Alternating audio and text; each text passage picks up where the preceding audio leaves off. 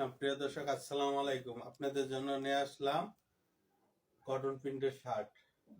তিনটা করে size, colour পাচ্ছেন তিনটা। এই যে দেখেন, কালার পাচ্ছেন তিনটা, এল এম এক্সেল। তিনটা করে সাইজ, তিনটা করে কালার। শুধু পাইকারিদের জন্য চলে আসবেন জান্নাতুল ফ্যাশন। হিউজ পরিমাণ কালেকশনের শার্ট আছে।